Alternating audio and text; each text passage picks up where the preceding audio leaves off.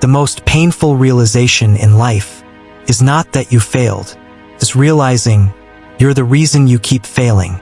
He wasn't lazy. At least, that's what he told himself. He had ideas, plans, moments where he felt unstoppable. Moments where he believed, this is it. This time, I'll change everything. And for a while, he did. The pattern. He would start strong, wake up early, feel motivated, disciplined, focused. For a few days, sometimes a few weeks, he looked like someone who was finally getting his life together. But then, something always happened. The energy faded. The excitement disappeared. The discipline became optional. And slowly, without making a big decision, he stopped. Not completely, just enough to fall back. I'll get back to it tomorrow. That was his favorite line. Tomorrow he'd restart. Tomorrow he'd go harder. Tomorrow he'd be better. But tomorrow kept moving.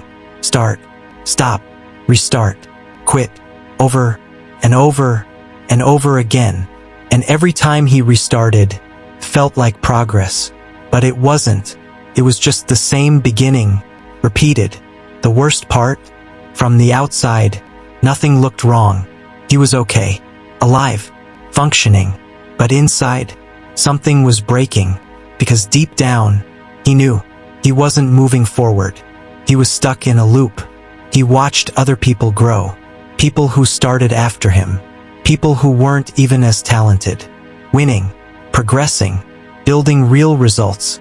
And every time he saw it, he felt it, that quiet frustration, that silent question, why not me? And for a long time, he blamed everything else.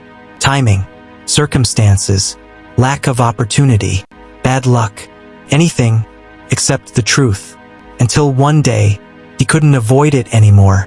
No distractions, no excuses, just him and his reality. He looked at his life, not the version he imagined, not the version he talked about, the real one. And that's when it hit him, harder than failure, harder than rejection, harder than anything he had felt before. He wasn't losing to other people. He was losing to himself. That realization felt different, because you can argue with people. You can blame situations.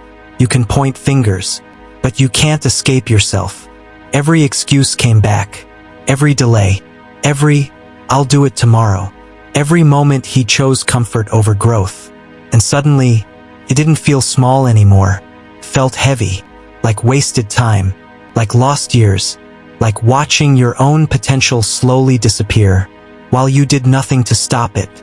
That was the moment, the exact moment, he got tired. Not of life, not of work, not of trying. He got tired of himself, of the patterns, of the excuses, of starting over again and again, with nothing to show for it. And when you reach that point, you only have two options.